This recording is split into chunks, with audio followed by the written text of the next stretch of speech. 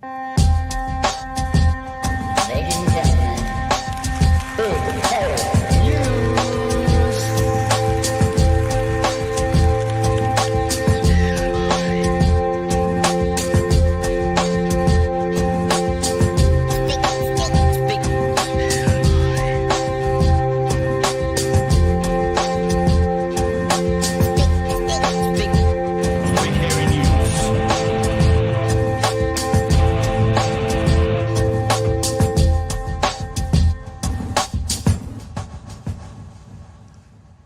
Hey, kia ora koutou whānau. Welcome back to another edition of Big Hairy News. Kia ora, Chewy. How are you, mate? Kia ora, Pat. I've had a weird day today. Mm. Like I'm sure people that interact with the public on as a job will empathize with me. Some days you think you're speaking Martian because nobody seems to understand what you're saying or to be able to coherently answer a question. That has been my whole day today. So I just want a baseline check. Yeah, it's working. My mouth words. Yeah, I'm good. I've had a pretty see. You know, if people do follow me on the Twitter, because the thing about the Blue Sky is I can't post videos there. We don't fulfill their criteria of under 60 seconds and under 50 meg. So I post links to the YouTube. That's what I do, the YouTubes, which means when I do something short, like that would play on Twitter, I can't then put it on Blue Sky. But what'll happen is sometimes some of those short Twitter clips go onto YouTube in the weekend and then they'll go on Blue Sky. Anyway, long story short, if you follow me on the Twit, you'll notice I've been quite quiet this week. Because I've been working on other things. Shall I give you an idea of what I've been working on? Okay, then I will. Things like this. There's about probably 30. At least. Sorry, I'm going to use my police estimate of numbers there. It's the same system that we use for the Hīkoi. There's at least two. 200,000 garments. No, police estimates. Oh, so there's two, maybe three. And three garments there. Just a little FYI, if anyone's interested who follows us for a while, you know, when sometimes I point behind the camera and I say about 3 meters that way, or see in the background, that's the camera I'm pointing at. So that's from the lounge back into the studio. There's the wall. That's that wall behind me now. So that's just sitting over there. So yeah, and this is my hand painted wallpaper. Got this during COVID, hand printed. It's New Zealand native birds, and that's my water drinker, and that's a red stool, and that's a seat. And that's a cushion. And they're T-shirts and hoodies that I've been working on. Yeah. Now, all the people listening to the audio podcast will have heard that incredible description of things and must come to the video now to see it. I want to say as well, we've been picked up in a particular, I don't know what it is, but a particular algorithm in the last few days. And there's been lots of people getting in touch. And it means it's a perfectly good time for me to go, hey, if you want to support what we do, we've got a Patreon. And this weekend, in fact, we've got a meetup. Patreon.com/Big Hairy News. That's not Patreon, that's the shop. There it is. They look the same. Patreon.com/Big Hairy News if you want to support what we do. I'm actually thinking now that I actually want to say this out loud and publicly, which I've never said before. We are the home of progressive news in New Zealand. That's what we are. We're the home of progressive news in New Zealand. There's not another one. We're it. So if you're interested in being a supporter, being a part of what we do, helping the progressive news opinions get out there, one of the ways you can do that is by heading to patreon.com/Big Hairy News. As you can see, this was an early access. If you haven't seen us before, the patrons got early access to the merch that we're dropping. And we've got a meetup this weekend as well. So if you like what you're hearing, if you're a part of what we are, if you want to be more a part of what we are, patreon.com/Big Hairy News. Also, just quickly, the merch is running out. So if you go to the t-shirts right now, you can see that even though it's a bit confusing because that says black, but it says blue. The blue one's down there. Blue t-shirts at the moment, there's only large and extra large left. And black, there is only 3XL gone. Now, we are going to do something with these t-shirts for next week. And if you are another newbie joining us and you're wondering, what's Nikki No Boats all around? It's Nicola Willis who has decided to cancel our ferries. Hence, Nikki No Boats. And next week, all things going well, we are going to have probably 3 brand new pieces of merch that have never been seen before that will only be available for 4 days. And the reason they're only going to be available for 4 days is I want to do everything I can to make sure you get your merch by Christmas. And that's the timetable I need. So Monday, Tuesday, Wednesday, Thursday, or maybe Friday as well, with the Friday night crew, we'll make them available and then basically shut it down. And then I'll get to doing this with a whole lot of t-shirts hopefully for a whole lot of people. Now tonight, Chewy, I can't wait to get to this Emma Vigeland bit. She just, the disdain with which she treats Piers Morgan is just beautiful. We got to get there. Also, Parliament gets a bit bitchy today, literally. And also Chippy on breakfast this morning, basically telling Luxon, hey, you should listen more and talk less. That's how these right-wingers keep saying we've got to have these conversations, but all you're doing is talking. You're not actually listening. That's how a conversation works. Well, I thought it was a really good point. Apart from that, watching One News tonight, they talked about gang patches. They talked about boot camps. They talked about Treasury and 15 economists chastising the government for the cuts. They talked about puberty blockers. I'm like, we could do a 9-hour show. Like, there seems just to be so much to talk about. It's our job. How dare they? They're supposed to do the weather and 45 minutes of miscellaneous sporting content. Sports ball. And on top of that, Chewy's now sending me links as well, telling me about people internationally talking about our lovely week of Hīkoi and various things. So this is going all over the internet at the moment. Matt Walsh is scared of the haka. Not to spoil this too much. Yeah. Matt Walsh, like, if you think about how people used to talk about Māori like 20 years ago, Matt Walsh has just stepped out of a time machine. Yeah. Fucking amazingly dumb. Yeah, but there's also, and I actually talked to it, and I think it's up to about 100,000 views to the N Wokeness Twitter feed, and I talked something about I said something in it like an incredible display of bravery from an Indigenous, because they don't know what's going on, because of course they're just getting David Seymour's talking points in America. They were going, what? They don't want equity? And they need to. I've actually messaged the Surf Times saying, dude, if you want to, do you want to know how it works? Man. I'm available. He's a Canadian as well, so he's kind of like us. It was fun listening to him today talking about he kind of paralleled New Zealand to Australia as they do America to Canada, and we're Canada, luckily, and so he's in Canada. So so we're going to do it. I actually picked him a little message myself because of he's talking a little bit about David Seymour, and I was like, hey, look, just a little bit of context. David Seymour cut his teeth in Canada. That's where he started his career. So there is definitely a link there. I'm just demolishing the content from that YouTube channel. He's great. Yeah. All right. So we'll just show it to you again. It is called The Surf Times, and his name is Lance, I think. And I'm still watching some of his stuff, and I was subscribed as well. So there you go. There's a little tidbit for you guys. And it's quite nice to have a Canadian angle. Obviously, he talks about a lot about America as well, but it's a Canadian. And he was good because he was talking about Parliament like he understood it. Because, of course, Canada is a part of the Commonwealth, so he does. So it was a nice way to hear an American accent, sort of understanding a little bit more about the system. And when Jerry Brownlee was getting all pissy, it's good. Anyway, like I said, I messaged him and said, look, if you want any more context, feel free. Reach out. We'll come and have a chat with you. No problems at all. So we'll see what happens. So, guys, what I'm saying is really full show tonight. There's some things I've got planned, and there's some other stories that we're probably going to try and elbow in there, because there's just a lot going on right now. We are going to start with this super chat, because then we don't back up. Mr. Alex says straight away, boot camps do not work. All they do is cause trauma, PTSD, or CPTSD. The boot camps should be abolished.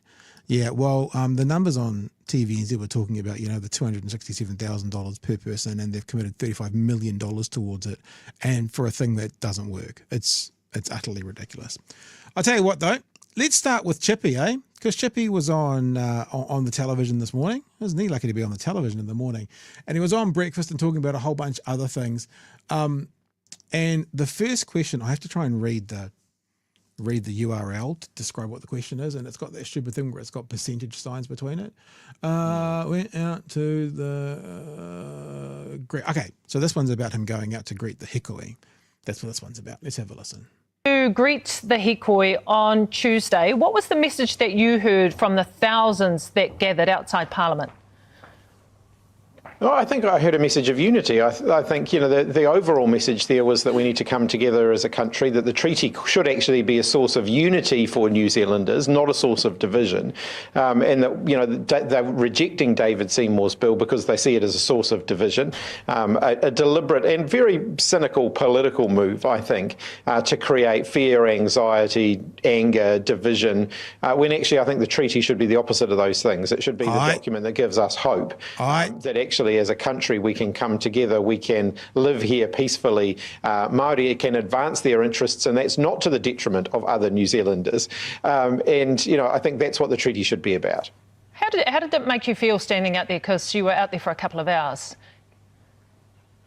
Yeah, so I stood there for the whole thing. So I was there for about 3 hours, and actually, what I heard from the speakers, and it was a broad range of speakers as well, Māori and non-Māori speaking there, was that overall message of unity, that overall message of let's come together as a country and let's not let this divide us. And I think it was a real slap in the face to David Seymour, because that's exactly his intention. Let's be clear, his intention is to create division. It's to create a wedge for political purposes. And I actually think that what we saw in the Hīkoi was a rejection of that approach. There are a lot of non-Māori New Zealanders out there with their kids, with their dogs, basically just joining in and saying, actually, this is not New Zealand. The Treaty of Principles Bill, I should say, is not New Zealand. This is New Zealand. Yeah, us coming together, us celebrating each other, us backing each other up. Yep. And it's interesting as you hear him talking, Chewy. We played that piece that I assembled last night of Luxon saying the same thing over and over and over and over again and not answering the question. He was asked, if you missed last night's show, why did you not go out and meet the Hīkoi people? And his response 3 times in a row was, well, we need the Hīkoi to know that we do not support David Seymour's bill. So he wouldn't answer it. And again, the same words. It just on some levels feels so nice to have like a real sounding dialogue, just 2 people talking as well. But obviously what he says, notice we didn't interrupt, because I think we both kind of agree with everything he's saying. Yeah. Look, a lot of this doesn't get through. So I do recommend people check out the Parliamentary TV clips from Question Time. Chippy has been on this. And it seems like the government's only tactic against this is to not answer the question. Yeah. Like I saw one the other day with Luxon, where Hipkins was just going, well, basically, why did do you stand by this? Do you agree with this? Do you realize that you brought it into existence? All of this sort of stuff. And then he barely stands up to say, we're not supporting it past the first reading. And it's like, well, that actually wasn't the question at all. Yeah. And I don't see how that flies in Parliament. Like there should be something there that goes, no. Answer the damn question. Like it's literally the question. Do you stand by it? Yes. Well, remember what Julianne told us. Julianne Gento, Green MP, on last week, and she was saying sometimes they don't even answer the question. They give them they say, go to this link and you'll get your answer. It's like they don't even answer the question. They make the person asking the question do the research to find their own answer. Like literally, here's a link. Go check it out. It seems very bizarre. And as I've said often, these are our employees. We are their bosses, and if you are an employee, if you own a shop and you need to know the answer from one of your employees about something, you're not going to have that person employed very long if they keep going. If you keep going, hey, do you know what happened here? And they went, oh gosh, I do enjoy a rainy day. No, do you know what happened in the shop? We're trying to figure something out. Oh yeah, isn't sunshine lovely? If they literally don't answer it, your employer, you're going to be a bit like, well, maybe you're not part of the team here. Maybe you're not the right person. So let's keep going with though as well. The second conversation is the bit that I was talking of earlier where, Chippy, and I am always a little bit like, I'm not that I'm both sides in it. I am always a little bit like, I'm sure all politicians do this, but at the minute, the national-led government are the ones who need to have the answers, right? Because they're in charge. Labour, the Greens, Te Pāti Māori, they don't actually need any answers because they don't get to do any legislation. The other guys need to answer the questions and need to have the answers. So what I was getting at is I'm sure every politician at times talks more than they listen. But in this moment, when we're being told, actually we're literally being told we're just asking questions, we're just trying to have a conversation, only one side of that, when they say that, they're then the only ones talking. They won't go out and meet with people and listen. This is what Chippy gets to now.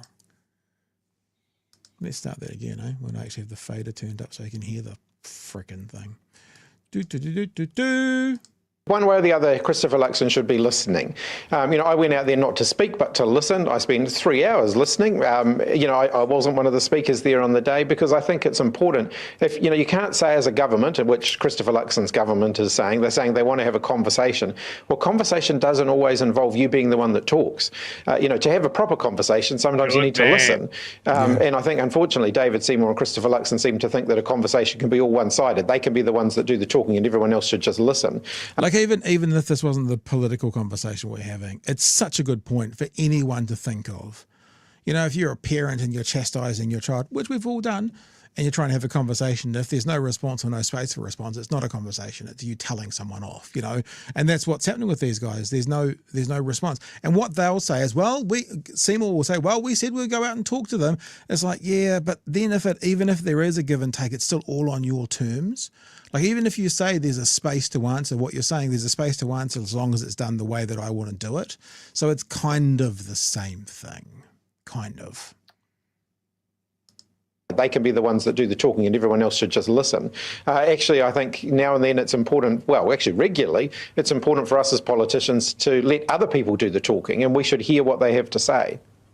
The Prime Minister has also said over and over again that he nor Nationals support the Treaty Principles Bill. He told me yesterday, though, that the government's issue-by-issue approach to the treaty is better. How would you describe that approach? I would think that their approach is haphazard and completely inconsistent. And actually, the principled position on issues to do with Māori and the treaty, which was taken by the Bolger, Shipley, Key and English government, seems to have completely... Isn't it funny, Chewy, that we look back to people like Key and Bolger and Shipley, and for all we hated them for, I mean, I was a bit too young, I wasn't a child, but I was a bit too young to worry about politics in the 90s when we were hearing stories about cash registers at A&E departments. For all the terrible stuff that the right still did, the neoliberal aspect of the right still did back then, at least they had a little bit of honour in handling issues around Māoridom differently to these. Isn't it weird that we look back to Jenny Shipley and John Key and whoever else I just mentioned, Jim Bolger, and go, oh, those were the days of race relations. Those are the people we're thinking fondly of when we look at this lot. It's like they say in America, isn't it weird to look back to George W. Bush and think Rhodes Scholar compared to what they've got coming up in 6 weeks' time? Thoughts, sir? Look, looking back fondly on Jenny Shipley is doing a lot of heavy lifting there, Pat, and I will not endorse it. But I see what you're saying there. This is one of the things that since the Treaty of Waitangi was set up, like, it hasn't always been charging into a brave new future. But it has still been 2 or 3 steps forward. We could always say, hey, look, we could do this better, we could do this faster, but it felt like there was learning. It felt like there was progress. Probably not fast enough for many, many people. Yeah, but we were still making progress. And I think, when we look back to the national government that Finlayson was part of, as his role in treaty negotiations, quite rapid steps were made under a national government, and I think that's why this is so galling. And again, really showing Luxon's inexperience here to control the circus that he's assembled, is that he doesn't see how important this is, and he is incapable of seeing exactly what Chippy has articulated here. Is like, no one was expecting him to go out and win over the Hīkoi, but he could have very easily just gone out there and listened. Yeah. He chose not to. And I think, as with everything that around this Hīkoi, and to be honest, everything that Luxon has done over the last couple of weeks, I'm going to include the state care stuff here as well, is he's shown an enormous amount of disrespect to people that have very real grievances. He has brushed off and hand-waved his way through both of these incredibly seismically important New Zealand issues. He doesn't get it. He does not. Let's get to the end of this clip. Disappeared under this government.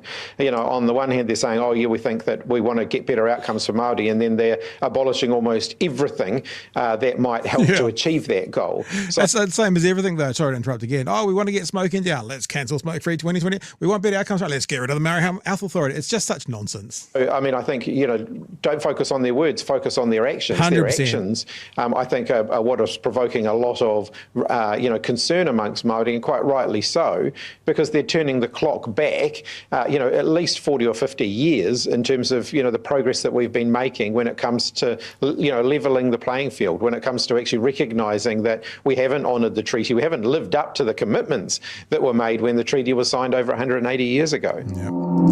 There you go, Drew. I've got a couple more quickie clips to come, but what are your thoughts so far? He's on point, I think Hipkins is very much on point here.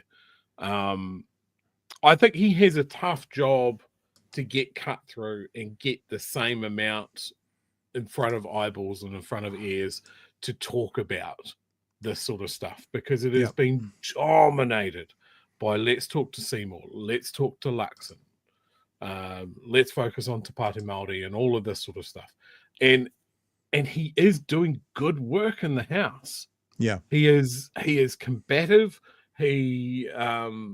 He's asking good questions, and I think I'm really giving him a lot of credit here for just articulating a really important thing. Sometimes you can be part of the conversation and just listen. And I think, you look at how much of these issues, these grievances have come up through the Hīkoi, where people can legitimately say, we have been talking about this for 50 years and we don't feel listened to. Yeah. I think that's incredibly important. I think you're right. We've got a couple more quick clips here to go. They're both under 60 seconds. The first one is the kind of, if you've read the notes in the show, where he basically says, what did you expect? Like, what response did you expect? And he uses the analogy of lobbing a grenade into a crowd, and would you expect them not to scream? That's sort of what he says. Have a listen. The public submissions are open. There are some calls for that 6-month period for those submissions to be shortened. Where does Labor sit on that? We're completely opposed to the bill. The sooner the bill is out and gone, the better. The longer it lingers, the more division it's going to create, the more, I think, resentment it's going to create. And that's not what we should be aiming to do. That's not what any responsible political leaders should be aiming to do. You don't, throw a hand grenade into the crowd and then complain that people are screaming. Mm-hmm. That's David Seymour's approach. I think we actually should be focused on finding ways to bring the country together. If we want to have a conversation about our future constitutional arrangements and the place of the treaty, I actually think Māori would be up for that, but not this way. This is not the way to do it. And we'll go to one last one, Chewy, which actually I think we've both got some opinions on. We're not really looking at the gang patch law today. We know it's come into effect. We did talk to Harry Tam yesterday. But basically, Chippy just offered, and I mean, not to give him discredit, is that what you do? Not to take credit away from him, but he is offering a very simple, well-known, well-proven track record as to what we need to do to help sort out the quote-unquote gang issue. Look at all of the evidence, and we've got decades of it, about how you reduce gang activity. You stop people joining gangs in the first place. How do you stop them joining gangs in the first place? You tackle the underlying causes of poverty and isolation. We just, only 2 weeks ago, last week, we saw the Royal Commission's report on abuse in state care, where it clearly highlighted the fact that being abused in state care was one of the major pathways into gang membership. Let's get that bit right. Let's sort that out. Rather than beating up on the gangs now and saying, saying we're going to take away your gang patches, which isn't actually going to change anything. Mm-hmm. Let's stop the causes of gang offending, which is that people end up joining gangs because they are basically shunned by the rest of society, and in many cases have been abused by the rest of society. And if we follow Harry Tam's model, Chewy, all we need to do is get everyone together and play table tennis, and everything will be okay. Very good words there from Chippy. And look, Chewy, I know you said it beforehand. You want to share about the first gang patch arrest today, and then I want to offer something to that as well. 12:03 this morning. Yeah. And I don't know if everybody's seen it. It was for displaying a mongrel mob insignia on the dashboard of his car. The dashboard. So that's not for display, because they have said if it's on a vehicle, they showed, for example, on the news tonight, a motorbike with a patch on the actual gas tank. But if it's on your dashboard, that's inside the car. That by definition is not for display to the outside. My Apple CarPlay is not for display to the outside. It's for me to see. It's on the dashboard. So that's fascinating. But Harry did tell us last night that from his conversations with some high ups in the police, they've been told to go hard for 3 months. So I expect what you'll see is this kind of things through Christmas, and then maybe it'll be like just kind of goes away a bit more through next year and then becomes a non-event probably, and then they'll be able to crow from the rooftops that they were tough on crime, and it won't have made any difference at all. Yeah, so look, I made the mistake of looking at the chat there. Look, there's someone there going, yeah, but I heard he was a convicted rapist. That's cool, man. Like nobody here is pro rape. What we are pro is human rights. And if he was caught doing a rape, then that's a crime. It doesn't matter if he had a mongrel mob thing on his dashboard. Doesn't matter. Like there's already a crime for that. It's called rape. My whole thing is trying to use police to stop people feeling intimidated. That is their definition of what this law is for. Yeah. And they've decided that some groups wearing an article of clothing is intimidating. Yeah. And that is now criminalized. That is too vague, too unspecific to make a crime. And cool. So they're going hard in the first 3 months. They're going to rattle some cages. They're going to posture. And then those cases are going to have to proceed through the courts. Yeah. And you watch all of these things get fucking thrown out. It's just not good. And like gangs are such an easy target because nobody goes, gangs are good. Okay. But one of the things that we need to understand, and I'm going to borrow a phrase from last night's chat, right? These guys want to be tough on crime. Why aren't we being tough on cause? This is these chatter around the abuse and state care inquiry that being a gang member could disqualify you from any compensation. And as Pat's just mentioned, being abused in state care is a gold-plated 8-lane highway to going into a gang. Yeah. So, yeah, cool. The guy was a rapist. He's a bad dude. No one's saying he's the fucking Pope. My whole thing is, if you are going to arrest a gang member, arrest him for doing crimes. Do police work and scoop up people like the Comancheros, who the entire gang was arrested in the space of a day after a 3-year thorough investigation that didn't hang on those guys wear scary vests. They gathered on, they hung that case on intelligence gathering and linking people together and doing the fucking work. And those guys aren't going to get off because the evidence is solid. It wasn't just they're wearing a vest. It's a dumb piece of law. Yeah. And look, I'm going to throw something else in there. I'm also pro-consistency. You said the thing you were pro. I'm pro-consistency. And within the last month or two, we've had David Seymour saying he didn't think we could ban the swastika because it might come up against someone's human rights.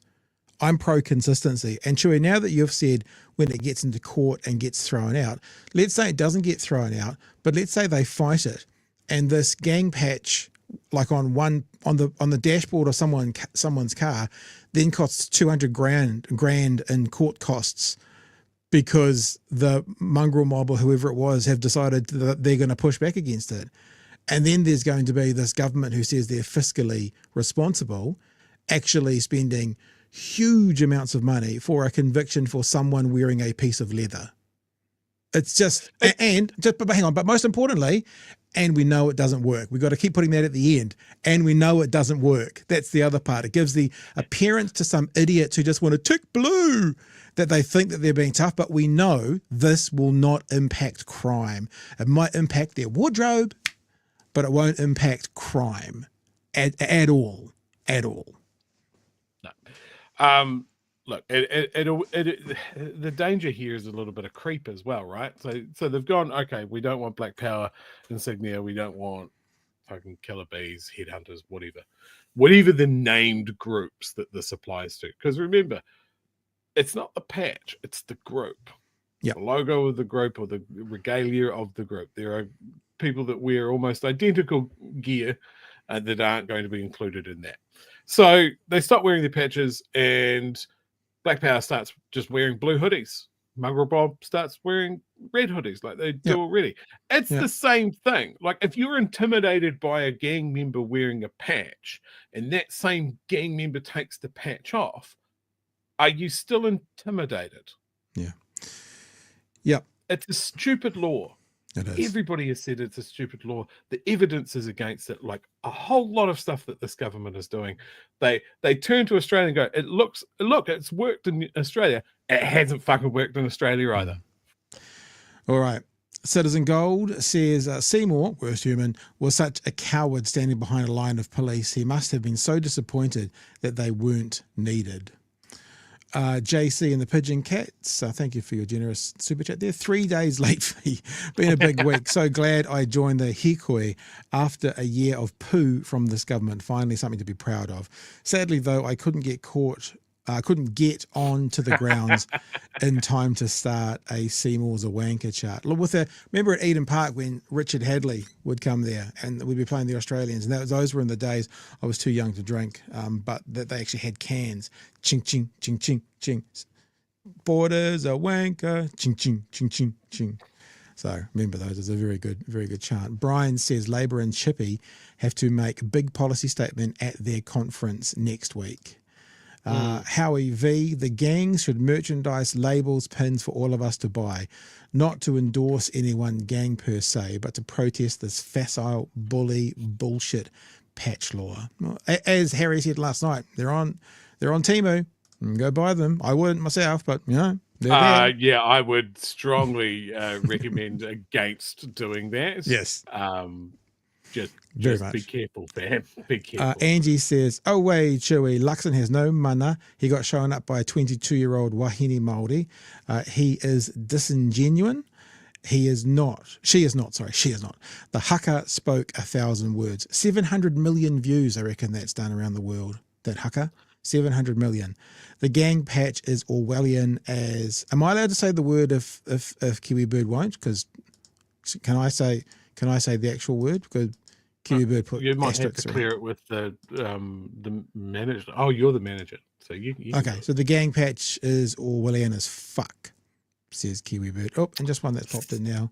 What happens when the gang insignia is a face tattoo? Excuse me, can you remove your face? Well, they state on the news tonight specifically that it doesn't include tattoos. Remember at the start they were talking about natural glow, thinking they were bloody funny? Well, it doesn't include tattoos. And it doesn't include colours, is what they said. Anything else really quickly, Chewie, because we've got a lot to get to. No, I'll shut up because you're dropping hints. I'm subtle, eh? I'm subtle like Luxon trying to walk away from the treaty principle bill. You know what, guys? I know we don't drop a lot of American stuff here. I really want to look at this as how the left handles the media. If we used to say like a 5-way fucking circus, Jesus. if we used to say Chloe was the queen, and people this week have been wanting to put Hannah in there as well. I don't know what we'd call an American, but Emma Vigeland is kind of one of my go-tos for Palestinian information and stuff. Her Instagram is brilliant. She's fucking amazing on it. She's a part of Sam Cedar's crew now. They host there, and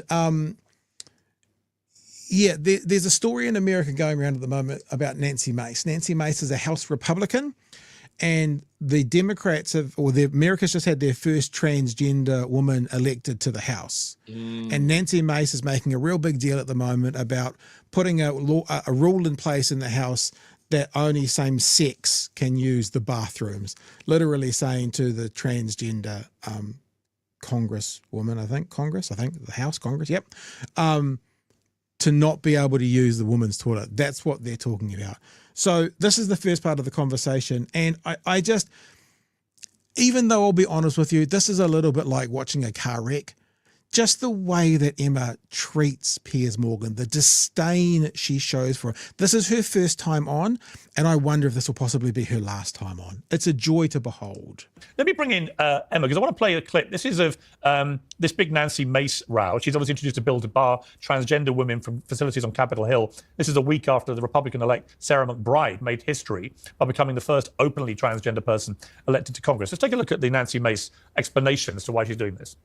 This effort in response to Congresswoman McBride's coming to Congress? Yes, and absolutely, and then some. I'm not going to stand for a man, if someone with a penis is in the women's locker room, that's not okay. And I'm a victim of abuse myself. I'm a rape survivor. I have PTSD from the abuse I've suffered at the hands of a man. And I know how vulnerable women and girls are in private spaces. So I'm absolutely 100% going to stand in the way of any man who wants to be in a women's restroom, in our locker rooms, in our changing rooms. I will be there fighting you every step of the way. Now, Emma, Sarah McBride replied by saying this is a blatant attempt from far right-wing extremists to distract from the fact they have no real solutions to what Americans are facing.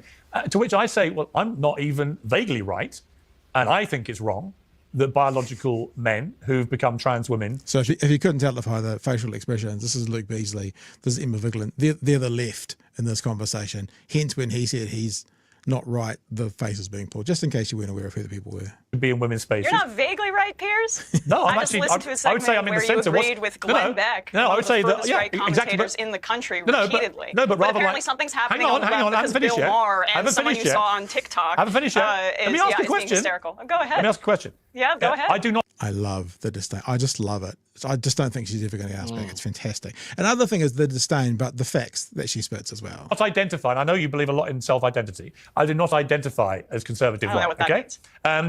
I'm like Bill Maher. I'm just completely bemused by the woke left and how nuts you've all got, right? And I think this Bill election. Maher's an old, hang rich on, let me finish. libertarian I who's haven't asked you bitter a at the question world. yet. I mean, let me ask you a question. Sure. Right? Here's my question.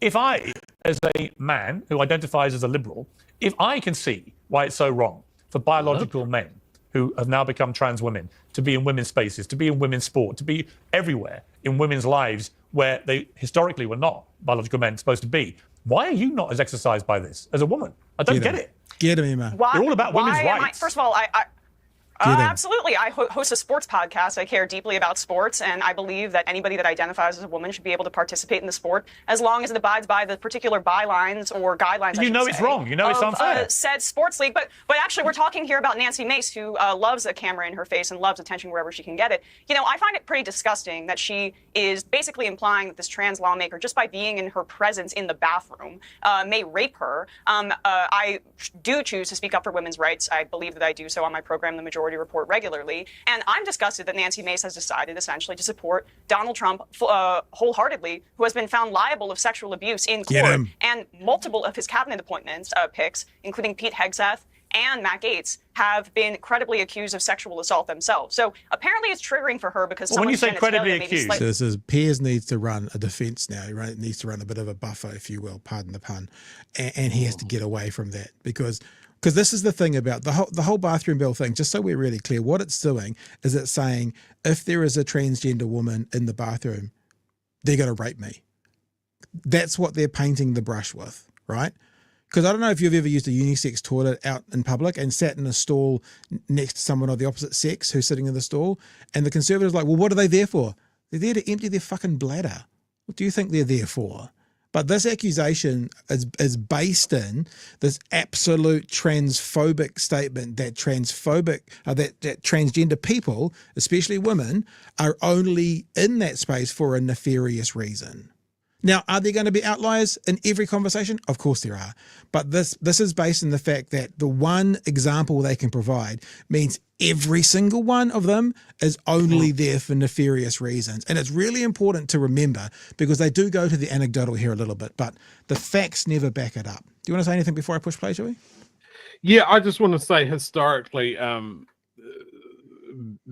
rapists and abusers don't usually need to go through decades of hormone therapy and electrolysis and more expensive wardrobe to gain access to female spaces to do what they want to do. Like, Piers' assertion there that these people are everywhere and they're all out for this is laughable when we look at the percentage of the population that may be trans. It is disgusting. Like, I am going to say that there are people that have suffered abuse and they have trauma. I understand this is a difficult thing to get around, but there are more men that are abusers and rapists and are just walking around as men, or church leaders, or politicians. Yeah. Than there are trans people being trans to abuse people. Later on, an order of magnitude more. Later on in this conversation, I've got a clip, it's only like 50 seconds, and it just shows the other thing, and especially people like Piers Morgan, right? The other thing that happens is this is titillation for the media, right? It's absolutely, it's red meat to the base, because later on, I'm not going to tell you what it is yet, but Emma uses the most perfect example, which mirrors the example that Piers is using about the transgender community, but it's also evident in the non-transgender community, and of course the media never talks about it. It's a crime that happens more so in the non-transgender community, and Piers has never done a show on it. And once a week, he'd have a panel on right now talking about transgender women in sports and that kind of stuff. Stay with us, baby bird. We'll get that at some stage. It's coming up. Different. All of them. When you say credibly accused, but it doesn't matter to her that Trump has been found liable of sexual assault in court. She can. She does. Has Trump been found liable of sexual assault in court with Trump was found guilty in a civil action. He denied it, as you know. And in case of Gates and Pete Hesketh, so the preponderance of evidence went in her direction. And he's she's been he has been accused by dozens of women. There you go. Are you finished? I'm done. I'm done. When we have a debate, the customary for the host leads it, and you respond to questions, okay? If I may be so bold. The point is that Hesketh and Gates have categorically denied any wrongdoing, and none has been proven against them. In Trump's case, it was a civil action, as you know, not a criminal action. The criminal case... So therefore, he'd be in favour of the House releasing the report they've just done on Gates, because then there might be some credible evidence about some of the accusations that's been made, maybe. If you have nothing to hide, then you have nothing to fear, right? Very good. Get it all out there. That's what these guys love. Get it all out there. Fling paperwork over an alleged one-night stand with a porn star. So it's not quite how you categorized it. Deborah Lee, let me bring you in here. Has this trans lawmaker been accused of rape? Has this trans lawmaker... No, but actually, if you are... So this is the other very, very, very good point. He's defending these men who have been accused of sexual assault. This particular transgender elected official hasn't been accused of anything, but she's still being treated like she's a danger. Men accused credibly, as Em has said, of sexual violations, assaults, crimes, but not a conviction. We're going to let them go because they've said they hadn't done it. Transgender governor or congresswoman, never been accused of anything. We're going to treat her like dirt. It's such a good point. It's such a good point. If you're a congresswoman who survived sexual assault, you should be entitled to feel safe in the restroom. The presence of a trans woman in the bathroom. Oh gosh, you know, here in New York, there are a lot of multi-gender bathrooms, and I've gone to the bathroom next to a man. Oh my goodness, I was so fearful. What was I going to do with the rest of my life? If I found you lurking next to me in a men's restroom, I'd feel fearful. Deborah Lee, Let me bring you in here. Look, I just think that is comment a is ridiculous accusation, Piers. I didn't and make an think that you accusation. should It was a take statement of fact. I would feel fearful. You would feel uncomfortable? Why would you if feel you were uncomfortable? lurking around me in a men's urinal, damn right I'd feel uncomfortable. Lurking? Who's lurking? Well, what Who's else would you be lurking? doing Is there? this lawmaker lurking? What else would you be doing there? Again, fantastic point. Is this lawmaker lurking? No. All these words that they use, all these emotive things that they say, and they're not true when you apply them to the person they're saying them about. The restroom. I don't want you going to my restroom. Stick in your own restroom. For my safety, never mind yours. Okay, would a man be lurking? Would a biological man is lurking next to you? That's the whole point. Why is there something inherent? Why is there something inherently perverted about going to the bathroom? You right wingers, and yes, I'm including you in this with this classical liberal BS, are so bad faith. It's incredible. You are linking sexual abuse and sexual assault to trans people inherently, and that is a bigoted statement. I want trans people to have. I want them to have fairness and equality like the rest of us, just not where it erodes women's rights. There we go. Clip number 1, Chewy, and I am here for Emma Vigeland. I'm a fan. I've got a couple of short clips to play, 50 seconds each, but have you got anything you want to add to for this bit? I just think about airplanes. What a dangerous place. Yeah. What about at home? Men and women sharing the same bathrooms. I share a bathroom here with females. Did you know that non-gendered bathrooms are in every home? Yeah. It's sick. It's sick. Like I resent the fact, the implication that if men, penis havers, whatever you want to say, have to share bathrooms with women, that we just will not be able to control ourselves.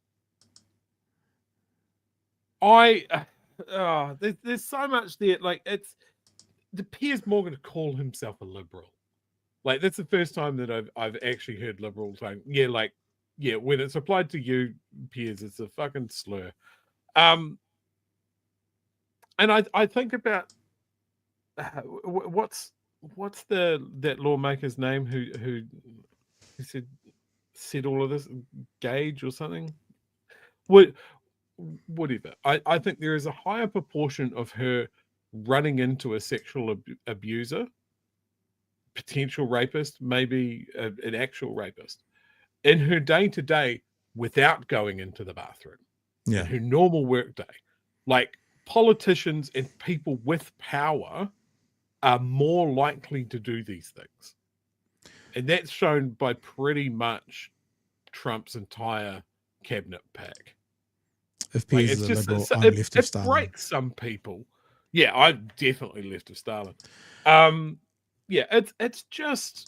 It's just disgusting that there is essentially one person. Is it Congress or Senate? Yeah, they're Congresswoman. Yeah, it's Congress. So there's one Congressperson there that is just having all of these rules made about them.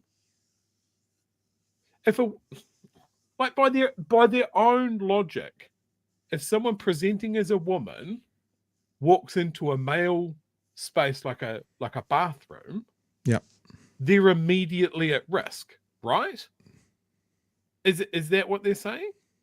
Well, this is the thing about it. First of all, they're not acknowledging that they're not adhering the word women to trans women, because they keep talking about penis havers and men and that kind of stuff. But what they're saying is the trans community, no matter who you're talking about, no matter who it is, are immediately dangerous if they're in the bathroom with me. So what they're basically doing, you'll have seen this throughout the world, whether it's the Reds under the bed, in the 1970s, what they said about Pacific Islanders in New Zealand, let's say about gang members, immediately there's a danger attributed to them no matter what. And that's why this transphobia is so dangerous, because it's painting this picture that, hey, don't go behind a closed door with a trans person because they're going to rape you. That's the insidious evil part of this. It's not like, well, that person who happens to be trans committed this crime, so we got to hold that person to account for the crime they committed. It's that person committed this crime, so all trans people are guilty of it. That's what it is, and that's why it's transphobic, right? That's why it's transphobic. And then the other side of this is trans men. To get male presenting people go into a female space. Trans people cannot win. Like, and people have a range of appearances. So what happens if a woman goes into a woman's bathroom and doesn't look enough of a woman? What happens then? Like, it just, their logic on this just falls apart. Because here's what you're just saying. I've just typed trans man, and so I'm assuming all of these are trans men. So all of these people, this dude up here, got to use the women's. That's the logic. Mental. Because that's the other way. Get assaulted. People are going to get killed, and it is the flip side of this is that people will be more unsure in every single circumstance if these idiots can't fucking work it out. It's already happening. I'll say one more thing. I don't mean to blow your brains, conservatives, because they talk about anyone with a penis.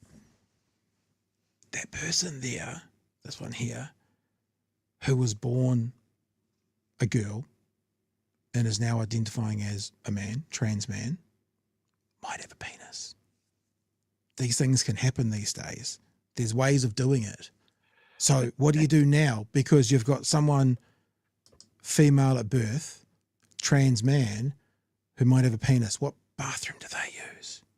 So tricky. I just think it's a damning indictment on these people that they're so obsessed with the genitals of everybody, and that they just have this weird perception of shared bathroom spaces. And look, senators and congressmen in America, they have a long and storied tradition of getting up to shenanigans in public bathrooms. So maybe that's it. Ultimately, I'm middle-aged. Every time I've gone into a public bathroom, I've wanted to get the fuck out of there as quick as humanly possible. I'm not looking at I have never made eye contact with anyone. I want to understand one thing about women's bathrooms. So women out there, can you please educate me? Do you guys walk in and flash each other? Do you lift up your skirts and flash each other? Because I don't know about you, Troy, but I've never seen anyone's genitals in any bathroom I've ever gone to. But I've never done it. I've never been into a women's toilet. Is that like what you do? Is it like, you know how blokes high five or they knuckle bump? Do women go in and lift up skirts is that a thing you do? Yeah. Because if you did that, there's a... No, I'm not going to say that. I'm not going to say that women also call it knuckle bumping. Bad, and I'm a bad person. Right, we're moving on. We're walking around. We're moving on. Again. And I don't know what this clip's about, but all I've written down is Emma is my God. So it must be a good one, and it's only 60 seconds. I don't know why you're so offended that women want to be able to use the bathroom without men in their presence. That is something that is totally normal and fair to ask. I just find it amazing. Honestly, I find it amazing that on the left, if we talk about abortion, all hell breaks loose. Women should be protected. Women must feel safe. Women must have rights. Women should have autonomy over their bodies. And yet when it comes to sport, you're quite happy for biological males, or let's put it this way. You know what? Put it this way. Hang on. You've got to let me finish a question. I think it's a little different. You've got to let me finish a question. In parking lots because they can't get their health care. Emma, you really are not familiar with how these things work. No, Piers. You have to let me ask a question. Should Yao Ming have been banned from the NBA because he's too tall? I mean, we've got to make it be fair in competition. I tell you what's not fair. When you have a boxer in the Women's Olympics boxing winning a gold medal who has male chromosomes and who beat up one of his opponents. Okay, based on a Russian, beat up one of his opponents, her opponents, whatever you want to call this boxer. That is what they determine. Please stop talking when I'm talking. It's so boring for everyone watching. They can't hear us if you do that, right? I mean, this is your whole shtick. I mean, you've been doing debates about the genocide in Gaza. Am I going to have to mute you? Because honestly, everyone is sick of this now. Just please, uncensored. Conduct yourself properly in a debate. Otherwise, we get nowhere. Right? Yeah, it's just she just treats him with disdain. I love it. Now, this is the point, right? And I'll tell you what it is to do it as a build-up, because this is one of these talking points. Remember, every transgender woman is dangerous. So of course they go to transgender women in women's prisons, and then they go to transgender women raping women and women's things. And the point that Emma makes, I mean, this is a bit of a harsh topic, I get it, but it's like, have you ever talked about men raping men in prisons? a much bigger issue? Have you ever talked about that? Because if we're so worried about rape in prisons, why are you going to start talking about it from now? It's 60 seconds and then we're done. It's just another bit of, it's a beautiful bit of work by Emma Vigeland just to show out Piers Morgan for the absolute twat that he is. How can that be right? Absolutely. 900 medals. So Piers. Yes. Explain to me. First of all, why don't you care? First of all, so why don't I care about that? One is the fact that this should be determined by those specific bodies. It's not at the top of my priority list. Some are male, some are female. That's why we separated in the Olympics. That women are bleeding out in parking lots.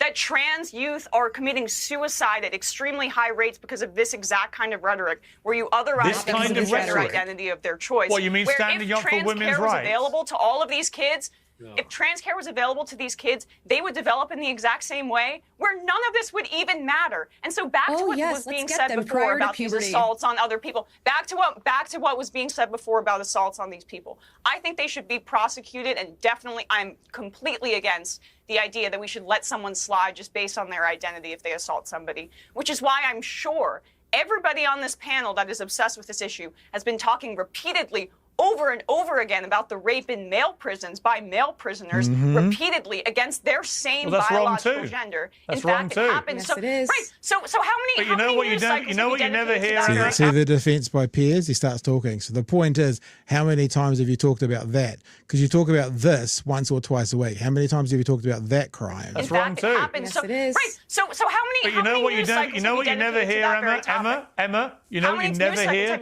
You never hear. You never hear. Not about this Emma, you never hear about a trans man having an unfair advantage in male sport. Why is that? Notice that she made a fantastic point about crime, and Piers Morgan goes back to sport. Like it's a really good point. If we're worried about rape in prisons, how many news cycles have you spent talking about men raping men? Man, this YouTube clip's going to get so demonetized compared to how much time you talk about the idea of trans women in women's prisons. And the answer is never. So what does he do? He does squirrel, starts talking about sport again. How come we never hear about that? There are trans men because you know why? You know why? Because they don't win. They don't win like it was because they have inferior physiology. Just like it was about how seductive. We don't hear about it because it's not an issue because they can't win. Wow. Let me bring in Luke. These are issues that are titulating to white liberals or white titillating. How weird you would say titillating. It's ridiculous. Yeah. What's ridiculous is that you. For you, it clearly is. You're not focusing on the more systemic rape issue in our prisons and in our. You haven't asked me about that. Our facilities. You haven't asked me about that. But I just did. Why haven't you been talking about male rape in male prisons? I think it's terrible. Way Shameful. more likely to occur than a trans. Luke, jump in. Then dedicate more segments to it. Dedicate more segments to it. I'll take your advice on what segments we should be doing. We are the fastest growing YouTube channel in the world, so we're probably wank. I thought we were. No, probably not. Look, but it's just is a Titanic tit. Yeah, belly. Like I love that a show's called Piers Morgan Uncensored, and he threatened to censor someone on his own show. What an absolute knob jockey. And in there, a comment that was, why don't trans men win something? Because women's physiology is inferior. Holy shit. Like, there are things that women are better at than men. And there are things that men are better at than women. Yeah. These guys want to stack the deck. They don't want people, they definitely don't want puberty blockers because someone might change their mind, right? And this is the thing with puberty blockers, right? It postpones the decision. You stop taking puberty blockers, you have puberty. Like, this is something that is used. So they want to stack the deck both ways of saying you have to have, you know, if you are born a male, you have to have a male puberty. And then when you're older, when you're an arbitrary adult at 21, you can decide to be a woman, but you'll never be a proper woman and you'll never look like a proper woman and you can never compete in sports at any level.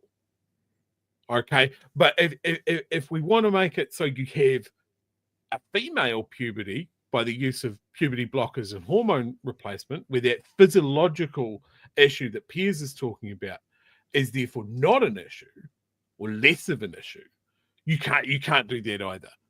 Like it is very clear when we come to a conversation about trans issues that everybody against trans people wants to stack the deck on both sides so you can never win. You never come up on top. There's not a version of it. If you look, if you were born a man and you present as female, you must go into the male spaces, and vice versa. And both ways that goes, it's dangerous.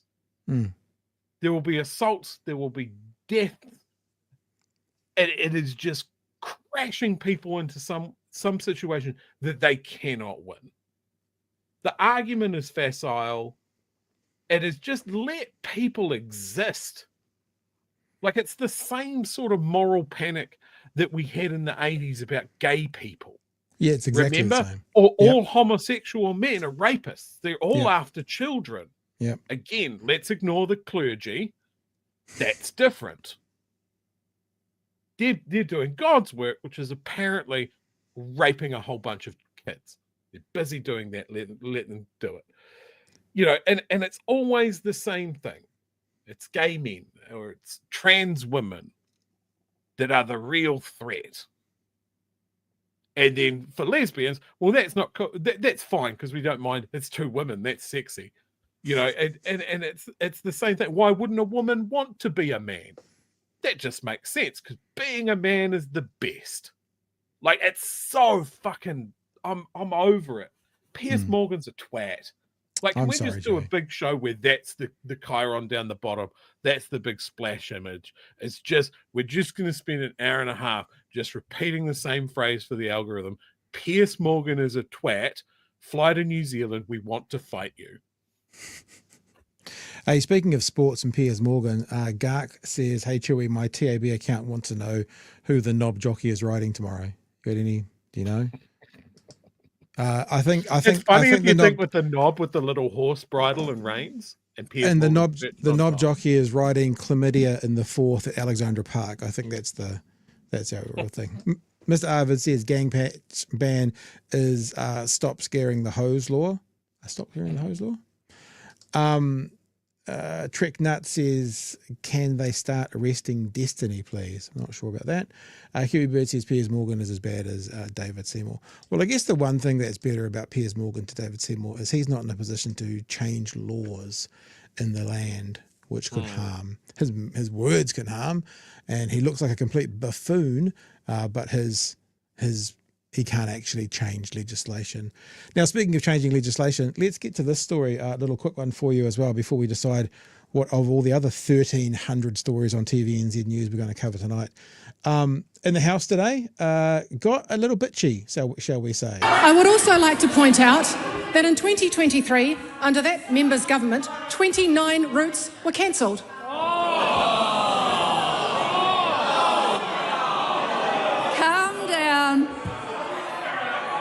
Calm down. You've expressed what you're thinking. Quiet, please. Madam Speaker, I didn't want to interrupt that member's question, but I'm informed that the Honourable Erica Stanford, when she resumed her seat, made a quite unparliamentary remark about the member questioning her. And it's probably appropriate for her to withdraw that comment and apologise.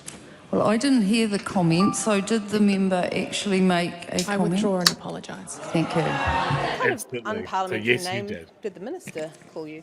So she said stupid, bitch, to me, except the word. Why?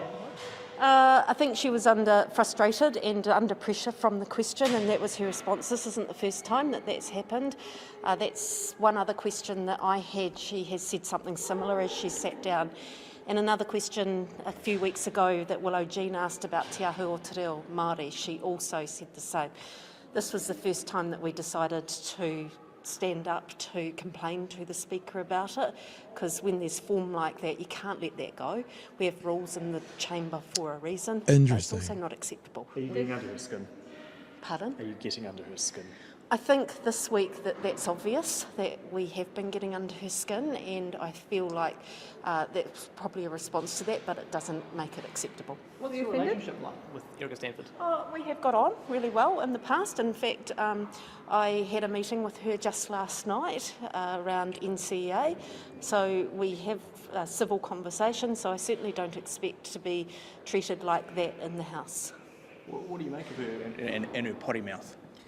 I just don't think that's acceptable. I wouldn't find that acceptable in any workplace, let alone in a place where we've got strict rules for a reason. A little bit similar to the time that Jacinda Ardern called David Seymour an arrogant prick? It possibly could be, and that was dealt with it the same way. So that's exactly why those things get picked up, and we have to come down on them. You're definitely sure that those were the words she used? Absolutely, yes. We've seen National and New Zealand First and ACT all complaining about behaviour in the House. Would you expect them to be raising this with the Speaker as well? Well, if they're going to raise one thing around behaviour, then they should be looking and making certain that they're upholding standards right across the House. This is the truth. Would you expect the Prime Minister to take action here? It's certainly something that I would expect any leader to have those conversations. I mean, if that happened with us, I would expect those conversations to be held with us too, and to be held accountable. Have you ever said anything like that about another MP in the House? Certainly not in the House, certainly not anywhere actually, because it's not the sort of language that I use. But I also get the frustrations that happen in this place, but again, that does not make it acceptable, and you have to hold yourself accountable if you are using language like that. Now remember, we're really fair in this show. We only will hold, well, not only, but mostly, unless it's something obvious. We hold this government to the standard that they insisted the last government be held to, or the standard they say they will uphold. I don't care about Erica Stanford calling them a little bitch or whatever. I don't care. I've said numerous times I could never work in the House, not that I'd ever get elected, but if I did, because I would pull my hair out wanting to say, what the fuck are you talking about? So I don't care. But the point is, National cares.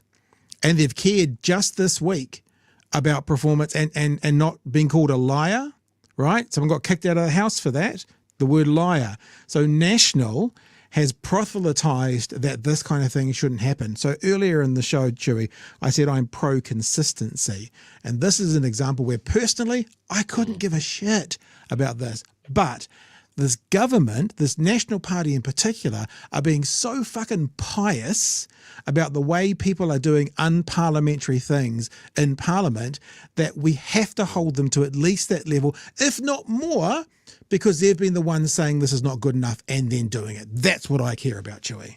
Yeah, absolutely. I think that was enormously fair. I think the comparison between Jacinda saying, also heard on the microphone, that Seymour is a slimy prick or whatever she called him. That's a perfectly apt comparison. Like, neither of them should have happened. Look, both of them might have been understandable. But Parliament has its rules, right? We all want them to follow the rules. Yeah, just silly. I don't want to spend a lot of time on it, but I think that was fair. All of it was fair. Yeah, and like we said, if you're going to call out the other side and ensure that they stay within the parliamentary rules, and then you don't do it, well, it's kind of doubly worse, in my opinion, because you'll be the ones jumping up and down about it this week. All right, Jerry, these got a couple of stories here that aren't advertised, and we're doing good for time, so maybe we'll just keep on trucking. And here's a pretty good one as well. News out today about the boot camps, and especially that you might be surprised with this, Jerry, but they haven't really been that successful so far. Let's have a look. Just a month on from the government's boot camp pilot scheme, the Children's Minister's announced one young person involved has already re-offended. It comes as the price tags revealed for each young person going through the military style. It's Karen Chor, she's in charge of this one. You will love that in this story, she says, but what price can you put on this? When it's revealed how expensive it is. And I'm just like, oh, great. National has said no money is too much for a worthy cause. We can use that for the next 2 years. No money is too much for a worthy cause. That's the standard. Remember, we hold them accountable to their standard that they're about to set into the story. No money is too much for the right cause. That means, therefore, if they're saying there's not enough money in Area X, that means they don't think that's the right cause. Because no money is too much for the right cause. We'll get into it. Camp. Political editor Mikey Sherman has more. Children's Minister Karen Shaw believes in boot camps, this Palmerston North facility home to a 3-month pilot program. They offer support around a young person that's never had that support before. But today the Minister announced one of the young men who participated in the pilot has reoffended. It is disappointing, but it would be naive to think that this wasn't going to happen. She's also naive to think that boot camps are the silver bullet and the answer to youth offending in this country. 10 young men took part in the military-style academy. One pulled out after only 2 weeks. Already this trial is falling apart. There has not been a successful boot camp project here or overseas. One reoffence does not mean that the idea is a bad idea at all. And the reality is, for many Maori in particular, the best thing they've ever had in their life was a chance to join an army. The pilot wasn't cheap. Under the Official Information Act, One News found the cost was Can I just say as well, why the fuck do we have to go to the Official Information Act to find out these prices? Is this something the government's doing? They should be upfront with this. I think it's pretty piss poor that basically the media has had to go and do a special little, secret sort of, well, can we have them please?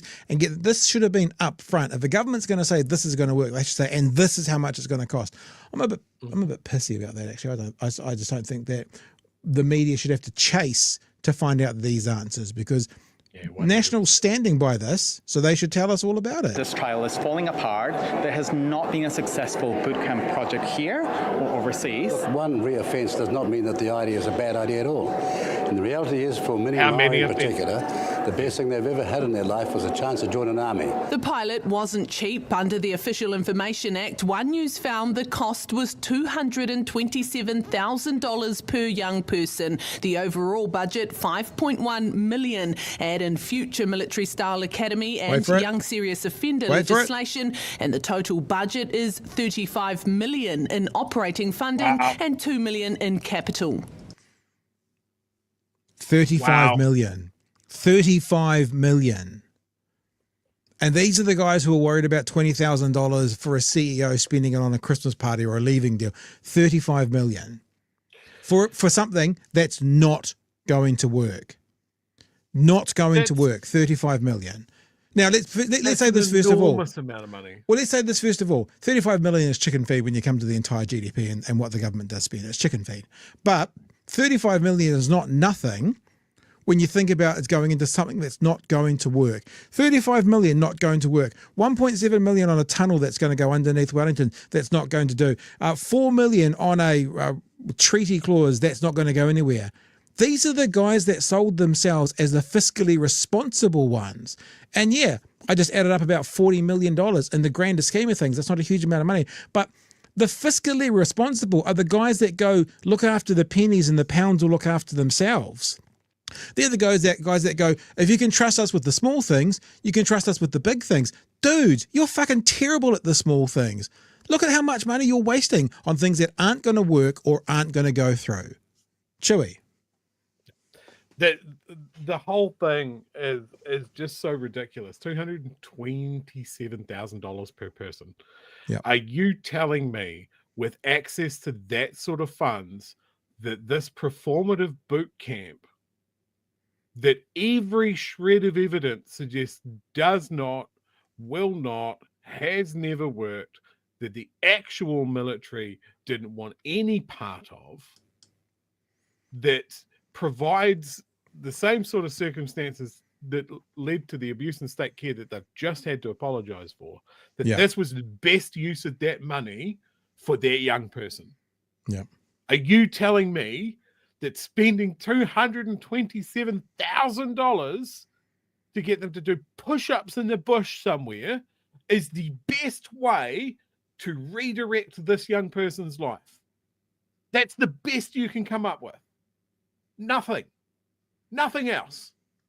There's no point in putting that money into a counsellor or a therapist for the complex trauma or family situations that they might be dealing with. There's no reason to put that money into that young person's whānau to help them out. one-on-one tutoring. We can't do that. Nothing. Not a single better idea than this. What an absolute clown show. Yeah. And it doesn't work. So it's 10 people. One person's already reoffended. And one pulled out. Cool. And Matua Winston says that the best thing is for Māori is to be in an army.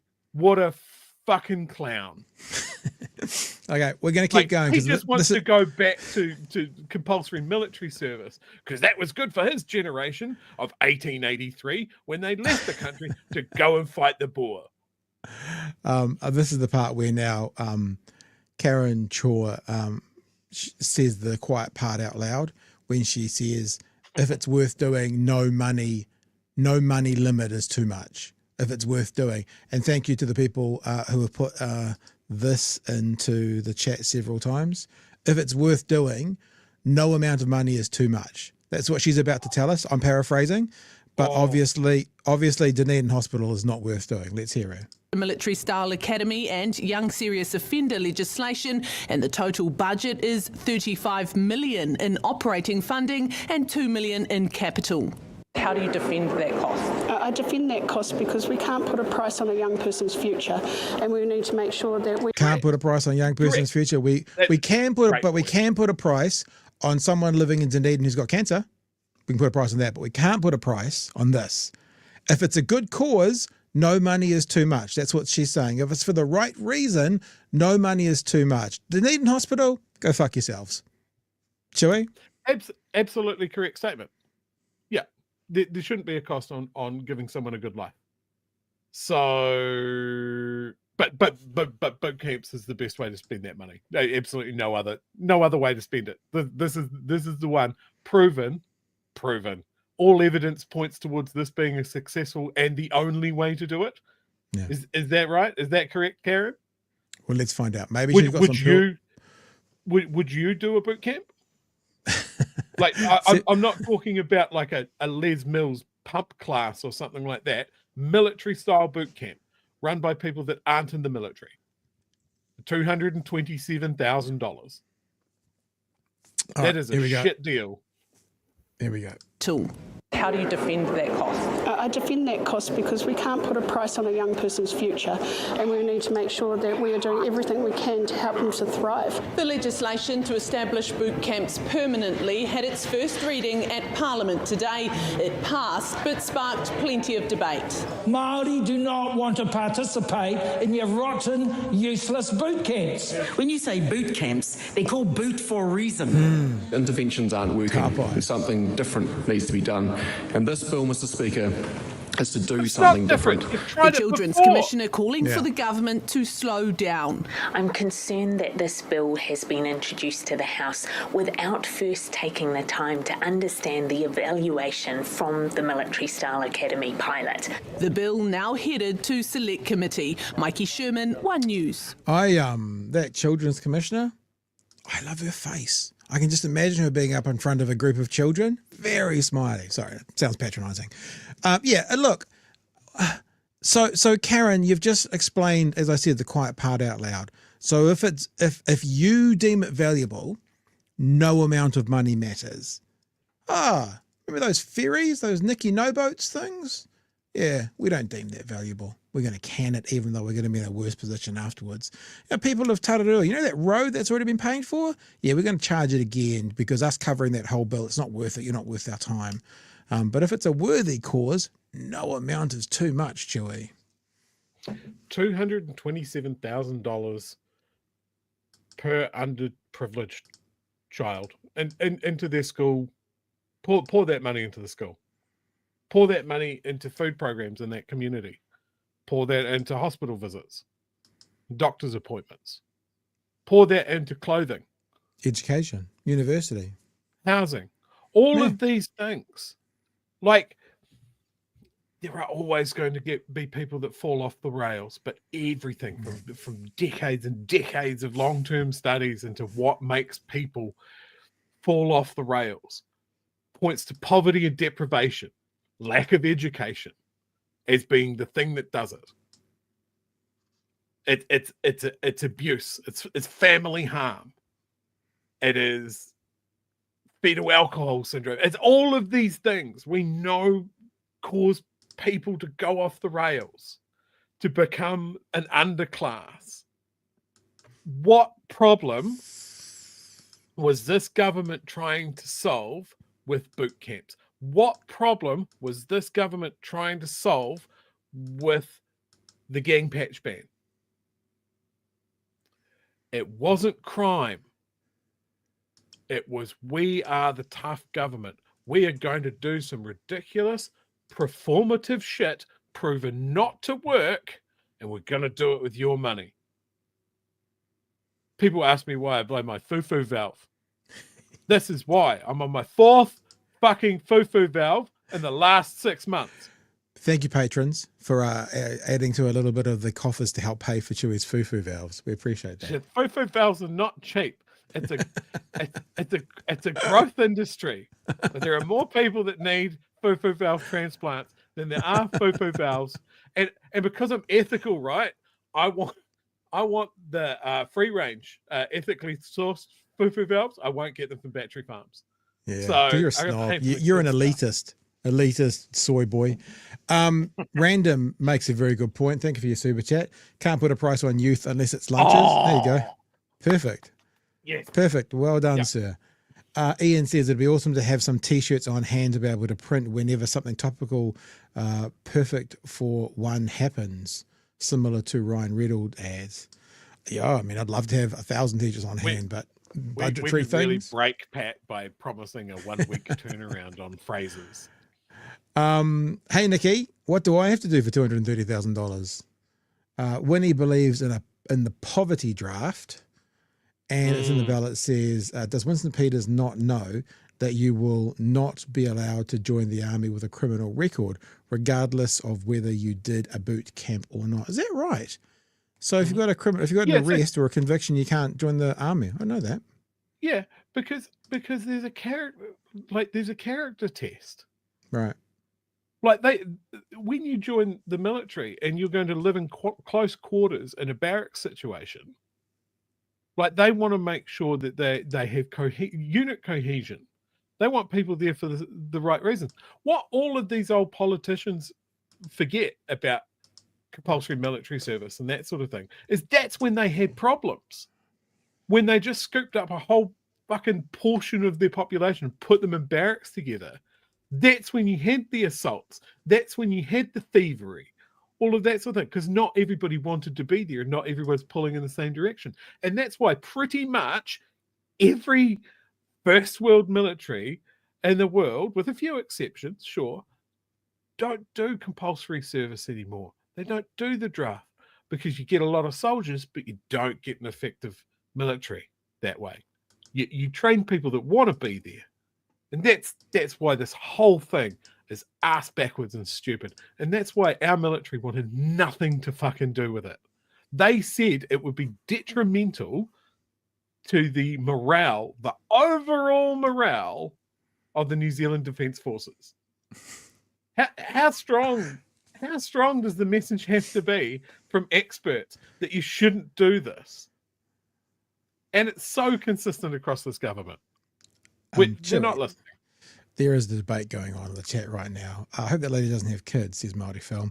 And that is, how do you spell it? Because there's $2 for the foo-foo fund, but then there is also $2 for the foo-foo valve. I think Simon's correct. Simon? Instant reaction. Yep, foo-foo fund. Peter Syme, is that what you mean? Mm-hmm. Foo-foo fund. And the POM says foo-foo valve. Thank you both for your super chats. Mr. Arvid says foo-foo fund fee. Alliteration is fun to do. Say that, Chewy. That's hard to say, actually. Go on. Foo-foo fund fee. Foo-foo fund fee. Foo-foo fund fee. Alex says, super late fee. Beards are glorious, brothers. I hope you don't have the same issue with orange juice pulp in your mustache. You know what? I tell you, okay, let's stop it. We're going to go into important talks now, like how to eat with a beard. I love soup. My partner's very good at making soup. What I end up doing is putting the bowl to here and putting it, and then bringing the bowl down. Because if I do that, I inevitably get soup all down my beard. I'm an utter pig. Okay. Anyway, Chewy, we are going to do one more story because I think it's actually possibly. Is it? Nakihi. Foo fun. You reckon two? You reckon two? You reckon two stories? I reckon Shut we're up. doing one. I reckon we get two. I reckon we're doing one more story.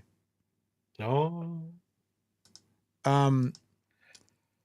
Now, to be frank, Fano, I haven't seen these myself, so we can watch them all together. But I got the gist of it as I was in the lounge, and I think I've queued up to the right place. Only 2.5 minutes.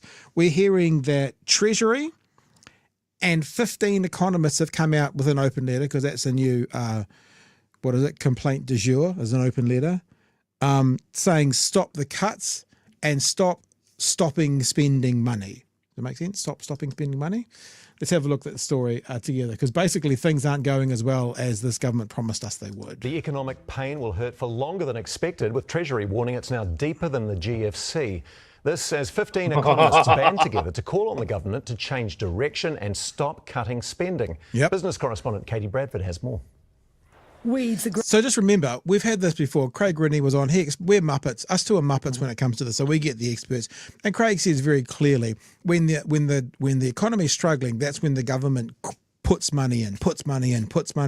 Maybe has to borrow to put money in. Then when the economy gets strong again, the government pulls back.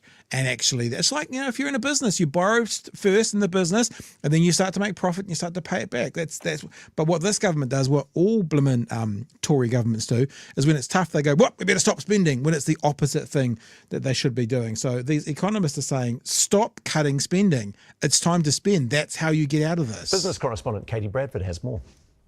Weeds are growing on this Auckland site when it should be houses. There's no such thing as short-term pain, long-term gain in housing if you're not building houses. Social housing projects like this are one of the casualties of the government slashing Kāinga Ora's budget. One News can reveal the Housing Minister's made a series of new directives to the Housing Agency, including cutting the number of social housing places next year in Auckland by nearly 200. So think about that from driving money in. The builders, the electricians, the plumbers, the roofers, all of those people who now, not even necessarily about the people that those houses would serve, but the process of the money going into an economy that's struggling, all those people. And what are we seeing, Chewy? We're seeing record numbers of New Zealanders leave to go live in Australia. And I guarantee you're having tradies in there because there's not the work to be done, because the construction is pulling back and the government is joining on that pullback. Now, if the government drove into social housing right now, would keep all those people through this tough time, then they'd still be here when times got better. Times are going to get better and there's going to be no people left. You reckon it's hard to get a house built now or a repair done now?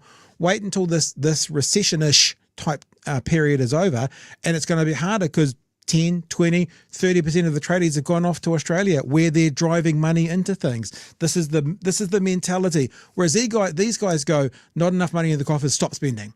And I know it might feel kind of counterintuitive, but a government, when things are tough, need to spend more, not pull back. That's how it works. And in Canterbury by 91. When you go look at the numbers this year, 2,500, that's half what was built in the final year of the Labor government. Then it drops down to 400, then it drops down to 200.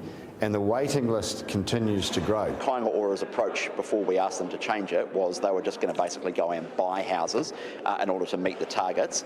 We still want them to meet the targets. We've given them an extra 6 months to meet those targets, but we want them to have more of a regional spread of housing delivery. That change in approach comes as a group of 15 economists pen a letter to the Prime and Finance Ministers saying their slash and burn approach is prolonging the recession. I'm just making sure we've given credit to our boy there. He's a part of it. There's the boy. There's the man, Mr. Rennie.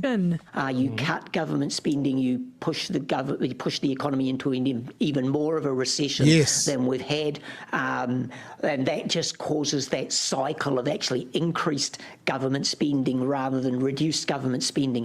And Treasury sounded the alarm today about a longer recession, painting a gloomier picture with a lower tax take, slowing growth, climate change. Hang on, a lower tax take, you say? A lower tax take. Do you think there's anything this government could have possibly done to make it a lower tax take? Or do you think that that's completely out of their hands, Chewy? Because they're saying it might be a bit tougher because there's a lower tax take, like they're not taking in as much tax. Like there's nothing happened that we've missed that they're like giving some of that tax back or something, is there? That's not happening, is it? because times are tough, right? So everybody's tightening their belts. Right. They're not spending, so the businesses aren't making money, so they're not paying as much income to it. It's not even like you. It's not like you have to be a fucking genius to understand this. Government is not a business. Businesses tighten their belts in tough times. Individuals tighten their belts in tough times. Government should do the opposite to stimulate the economy. When things are good, they can take their foot off the gas. Everybody looks after themselves. But right-wing governments make this mistake every fucking time. And everywhere in the world. Every time. Yep. Yep. All right. Let's get to the end of Katie's report, eh? Slowing growth, climate change and an ageing population all set to make the economic pain carry on for longer. Let's not cut government spending. Let's actually boost that spending in those places that will lead to improved productivity. Yes. Many of the economists who signed that letter have a left-wing background. We're not just a bunch of left-wing economists. What's the point of mentioning that? I mean, like, honestly, what's the... I mean... News. So a segment of the audience can just immediately write off whatever follows. It's ridiculous. If you're an expert, okay, like we talked about last night, if you're a brain surgeon, I don't care if you voted National or if you voted Labour. If you're the best brain surgeon in the country, you're the best brain surgeon in the country. It's what this is playing into. It's actually sort of being activated by all those I said wokes, it's not the right way. All those cookers out there who are saying can't trust the mainstream media now. So the mainstream media bends over backwards to make sure they can't be accused of it. Oh, you only put up left-wing economists, so they say it first, and then they can't get accused of it. It's such nonsense. They're economists. They're experts. This is what they do. You don't hear them talking about, the Green voting police commissioner. Not that would likely happen, but, it doesn't happen. It's ridiculous. Of left-wing economists. Let's not focus on our political partisanship. Let's focus on the economic argument, and we're keen on engaging with that. Nicola Willis is currently in Antarctica. I suspect there is greater likelihood of her taking... The one place in the world that's colder than her heart. Sorry, I just wanted to throw that out there. Advice from a penguin rather than three hand-picked economists who used to work for Grant Robertson. Just how bad the economic outlook is will be revealed in mid-December. And then... what are the two words, chat? When that economic outlook is revealed in December, what are the two words this government will say? Who can get there before I say it out loud? What are the two words? Come on, there's two. There's two of them. The first one rhymes with lame, and the second one rhymes with Faber. There you go. Peter got it first. They're the two words, even though these are the guys. Remember, people are leaving this country because they don't trust the plan this government's got. If this government had a plan for prosperity in the future, then these people wouldn't want to go anywhere. They'd want to stay. So even if they sold the lie that all of this is because of what they did, what it doesn't cover off is why are people not trusting this government, so they're fleeing. It doesn't cover that off. So, yeah, Chewy. No, it's a classic case. There's heaps of things the government could spend money on to stimulate the economy, transitioning our whole country for climate change. Massive spend on building solar and wind farms, investing in microgeneration in people's houses, all of that is adding value to people's houses, adding resilience to the entire country, and transitioning us into a future economy. Fantastic. But yes, they are not good at this. They're not good at this. They don't see the benefit. They just see the value, and they are treating government like it is a business, and that is wrong. That is not how governments work. Yeah. There's heaps of evidence around the world and throughout the years that it does not work. Austerity doesn't work. I feel like I'm screaming in a brick wall because we watched Europe do this. Yeah. During the global financial crisis. We watched them do it, and it didn't fucking work. Do you remember when everybody was fucking beating up Greece for taking Euro money and not paying it back, and Germany was all pissed off? I'm sorry, Greece had the right idea. Thanks for the money. We're not giving it back. Our people seem happy this way. And that's better for the cohesion of Europe. Pat, I hate to pile on, You know I hate it. I don't. I only do this with love. Okay. Capital gains tax, best way to raise revenue as New Zealand's population ages. From that left-wing hack group, Treasury. Do you think that they're going to take this on? Do you think? Hang on. Can I ask you this? Did Grant Robertson ever walk into the Treasury building? Because if he did, then National could go, yeah, from that place that Grant Robertson used to visit. You know, because that could be an out for them.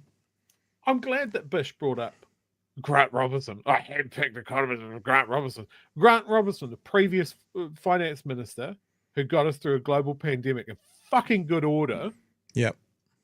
And in enough good order for you guys to fucking wreck it. Yeah. Like, well done. Well done. I will take Grant Robertson over Bish any day. Oh, well, and the English graduate, obviously. Nikki No Boats. Yeah. Well, she's apparently rattling around with penguins in the South Pole. You know, it's just ridiculous. Like, I'm going to get a head injury if we keep doing this. If these guys just keep wholesale ignoring everybody that actually knows what they're doing, because they're setting policy based on fucking reckons, and the last guys are bad and we're good. Don't look any further into this, please. Thank you. And it's like government by the worst people on Facebook. Yeah. Yeah, I do like one of the comments. I like all of your comments. Well, anyway, but Ho and Angel said a very good one. And this is what happens, and you see this in American media. It's like we always talk about with Gaza, right? Do you denounce the actions of Hamas? Oh, fuck, of course we do. Yes, never ask, do you denounce the actions of the IDF to the opposing view? What happens with the media is they bend over backwards, like Trump gets rated on a curve, right, compared to how they hold the Democrats to account. And you're starting to see it in New Zealand media. And as Ho and Angel has said, he's shouting, when has One News ever pointed out taxpayer unions' bias? What the fuck is that? And that's exactly right. What starts happening is they start listening to those absolute lunatics online who are saying bias, left-wing bias, and they start overcompensating for it. And what they've just done, what Katie's just done is she's kneecapped those economists, as you said, Chewy, to a group of New Zealanders because they're now able to go, lefties, woke economists. What do they count while they're wearing their beads around their neck and drinking their soy lattes? So they've just kneecapped that information to a sector of New Zealand, and it's the opposite of fucking journalism. It is actually, she may not be aware of this, but it's actually a form of activism to help the right be able to go, we'll just sweep that under the desk. It's ridiculous. But that's what they should do. We've got the latest Atlas-funded Curia poll. Taxpayers Union, funded by Atlas, spreader of grassroots and groundswell, all of this sort of stuff. They don't do it for anybody else. No. But yes, we now cross to the left-wing funded fucking economists, so you don't even need to listen to the rest of the story. All good. Yeah. Mr. Alex says, Lower Hutt and Upper Hutt have a huge demand for a new single-story homes. We lose those builders, we're in trouble. Yeah, exactly. And it's what's going to happen. Gone. It's what's going to happen. They've all left. All of their apprentices have gone to find work in Australia.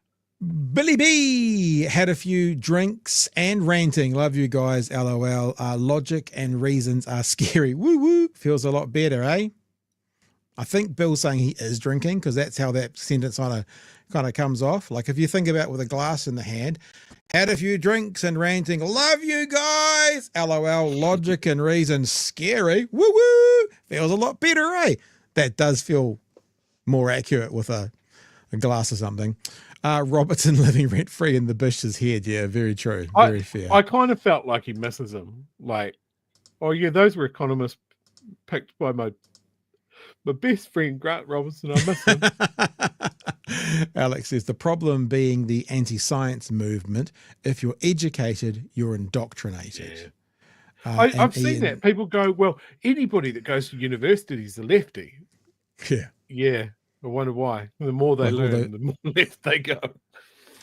I want to live in the wonderful place designed by great engineers high in the mountains beside the pantheon of gods, Machu Picchu. Or Machu Picchu. That's your island, apparently. Machu Picchu. Machu Picchu. All right. We are done for stories. Let me just remind y'all that Nikki No Boats is available through the weekend. Hoodies are all there's the blues are out of 3XLs. The blacks, they're all there available at the moment. There's the black hoodies there. Also, anyone who's ordered one, I am going to get some of them on couriers tomorrow. We've basically been printing for 2 days. And so some of them will come out tomorrow, hopefully have them by the first half of next week.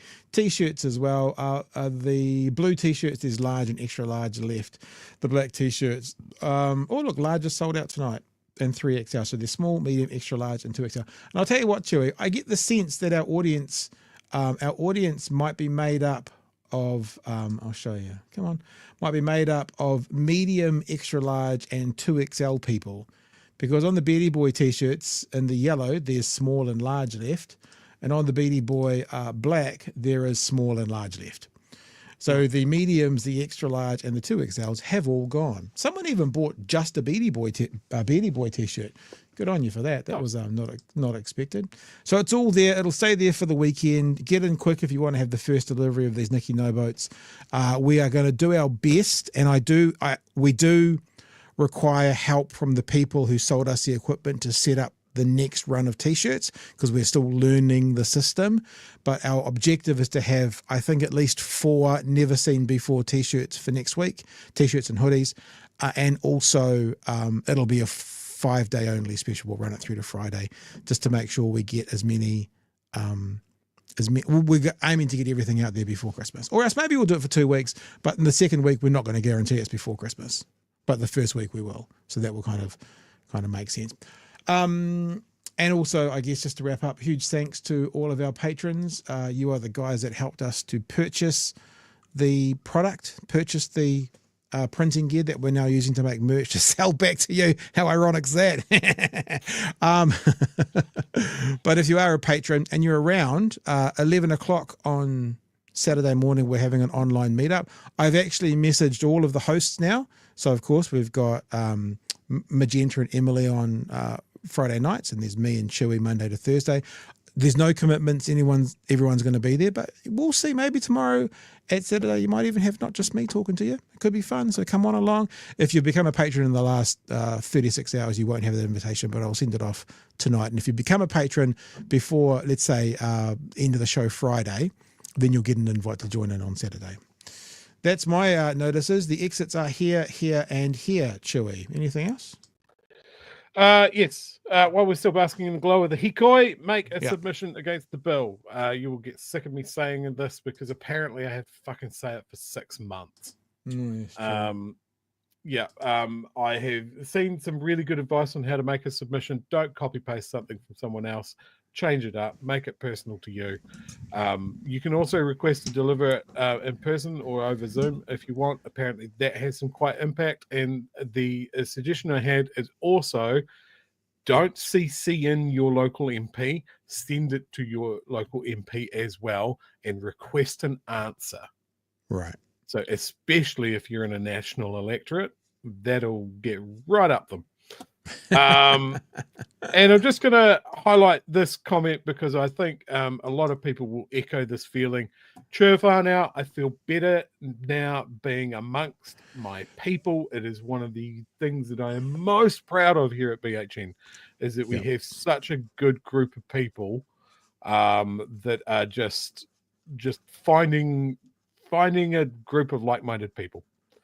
So just speaking of that, we're now going to own this statement I'm about to say. This is going to be a part of our branding. We are the home of New Zealand progressive news.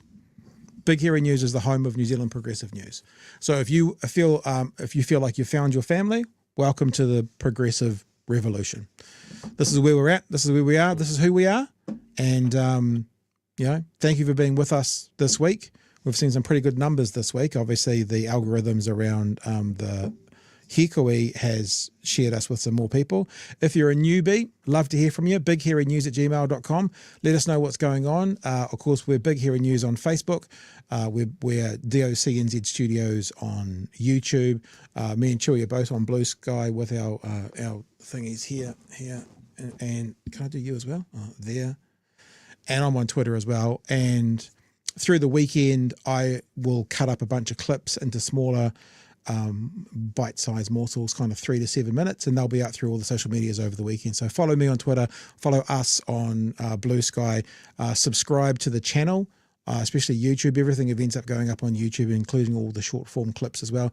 And if you're new to us but you don't have the capacity to become a patron, that's cool. There's other ways you can support us. Tell people about us, share our clips around, send us information. I love getting tips from people. We do often use them, or it might alert us to things that they've seen or heard. We can't hear everything. I'm basically putting the show together by myself during the day, and then Chewy comes on and we do it together.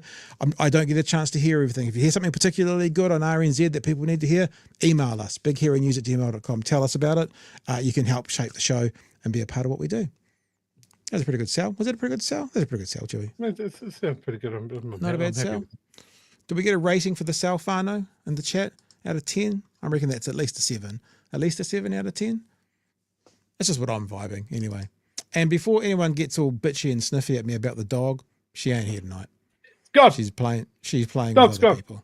Yeah, dog's not here. So I thought, Chewy, what we probably should do maybe next year is look at getting a dog t-shirt. I got an 11 out of 10. Oh, lovely. Look at you. Maybe we should do a dog t-shirt. Your dog, my dog. Maybe we'll cartoonize them and have like the same, that big BHN one that Emily did and your and my faces beside it. Do exactly the same thing, but have our dogs either side of it. I think that'd be kind of cute as well. Something like that. There's a couple of super chats. We'll just get to them before we go. Woo woo equals bullshit. When your feet are cold, it provides warmth, but it's still shit. I remember lots of farmers' kids told me that they'd step in cow shit when they had cold feet on a winter's morning. Okay, little tiny tangent. I've got to tell you, water pressure is amazing. Water pressure is amazing. If you're having a bad day, having good water pressure is amazing. We've just got off a heater tank, which was sitting up in the ceiling, and you could put your thumb on the hot tap and just stop it. And we've just got a mains water pressure hot water cylinder put in. And I have to tell you guys, if you're having a bad day, water pressure is the shit. Pat, I did that when we did it up at our house here. We got one of those fat, like, rainforest shower heads. Yeah. Bless. It makes all the difference, like, every shower that I go to that doesn't have one of those, immense disappointment. Yeah. Like gutting. Yep. Ooh. It's not living. See you Saturday night, Saturday morning. If you're living in the UK, see you Friday night if you're in the UK, actually. See you Saturday morning for meetup. Me and Chewy will be back Monday night from 9 p.m. Make sure you tune in tomorrow night at 9 p.m. for Emily and Magenta to take you through the evening. And other than that, I think we're pretty much done.